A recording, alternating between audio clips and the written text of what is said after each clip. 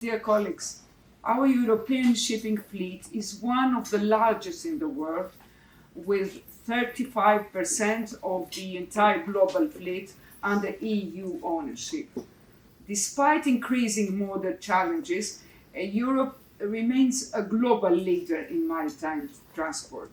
However, maintaining Europe's leadership still demands strong commitment and dedicated action to strengthen the sector's performance. European shipping is 35% of the global fleet. And although our fleet is growing, other fleets are growing faster. In the maritime industrial strategy, we need to talk about how to enhance the competitiveness of the European shipping sector, how to make the whole maritime cluster more competitive internationally. We propose from our side that we need investment, not protectionist measures. To that purpose, we need to use the revenues of the ETS, the 9 billion euros generated at European level by the contribution of shipping annually, to finance the energy transition of the shipping sector, to bridge the price gap with clean fuels, which are 4 times more expensive than conventional fuels. We need also to use these revenues to make the whole cluster more competitive. European Green Deal represents success in shipping's energy transition.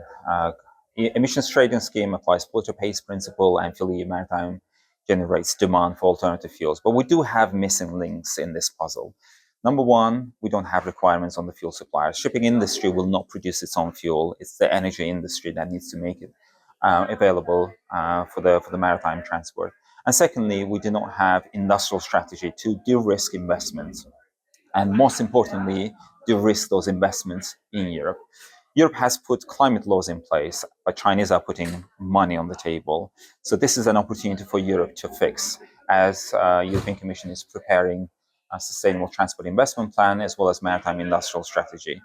And we don't have time to waste. We do have opportunities, and Europe should not miss that opportunity. The cruise sector has a very clear goal of reaching net zero greenhouse gas emissions by 2050. In order to achieve that goal, the sector is investing billions and billions into energy efficiency measures, new ships and retrofits of ships.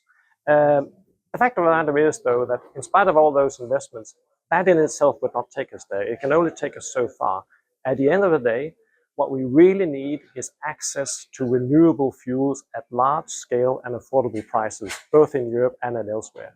So we are looking to the Commission, to both the Industrial Maritime Strategy and Sustainable Investment Plan, to be able to propose concrete measures that will get us there.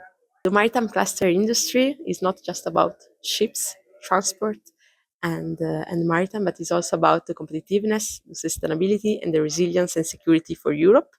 For the maritime industrial strategy, we will need to secure the critical mass of shipbuilding and ship repair capabilities in Europe. And to do that, we need a clear investment roadmap that will secure investment not only for the supply, but also for the demand. So for the shipbuilders and for the ship owners to order again in Europe. We should reflect the main challenges and the needs that the sector needs in this upcoming maritime industrial strategy.